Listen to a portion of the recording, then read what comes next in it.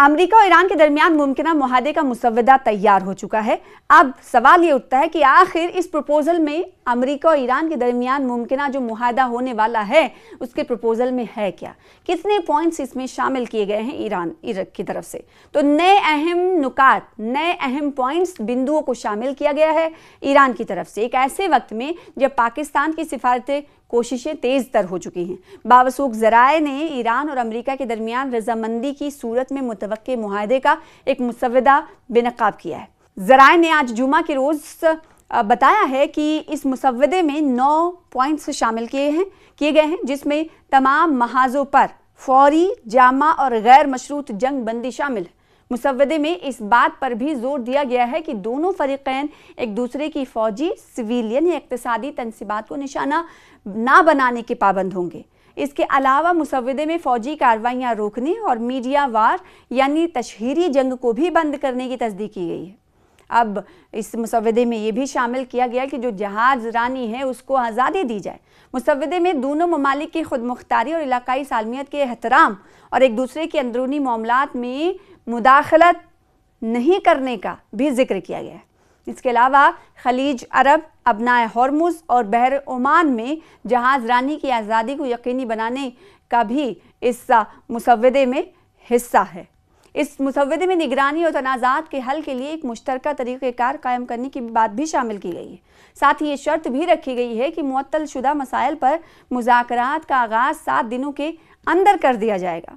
अमरीकी पाबंदियां उठाना भी इसमें शामिल किया गया। ईरान की जानिब से शराइत की पाबंदी के बदले में अमेरिका की तरफ से आयद करदा पाबंदियां मरहलेवार यानी चरणबद्ध तरीके से उठाने का अमल शुरू होगा।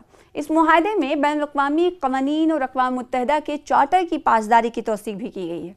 तवक्को की जा रही है कि ये इब्तदाई मुआहदा दोनों फरीक़ैन की जानिब से बाज़ाब्ता ऐलान के फ़ौरन बाद नाफिजुल अमल हो जाएगा।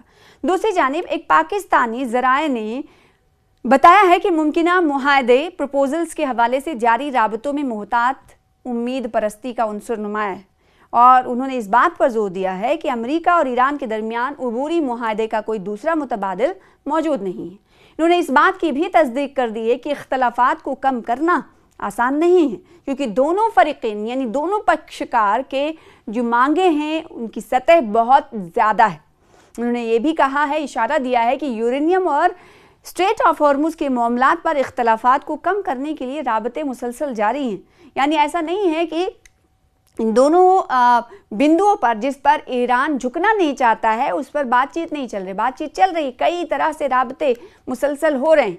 उन्होंने वाज़ेह किया कि मुज़ाकरात का सबसे बड़ा मरकज़ अब भी यही रहा है कि आला अफज़ुदा यूरेनियम यानी यूरेनियम की इनरिचमेंट के मामले से कैसे निपटा जाए। उन्होंने मज़ीद कहा कि मुआहदे के बड़े मसाइल पर अब बातचीत के लिए तवील वक्त दरकार है। वज़ीर की तेहरान ने रवां हफ्ते अमेरिका को एक नई तजवीज़ पेश की थी, लेकिन उसके मंदरजात के बारे में जो कुछ अलामती तौर पर कहा गया वो उन्हें नुकात का यादा था जिन्हें अमेरिकी सदर डोनाल्ड ट्रंप पहले ही मुस्तरद कर चुके हैं, जिनमें स्ट्रेट ऑफ हॉर्मुज़ पर कंट्रोल, जंगी नुकसानात का मुआवजा, तमाम अमेरिकी पाबंदियों का खात्मा और बैरून मुल्क मुंजमद तमाम ईरानी असासों और फंड्स की वागुजारी शामिल है।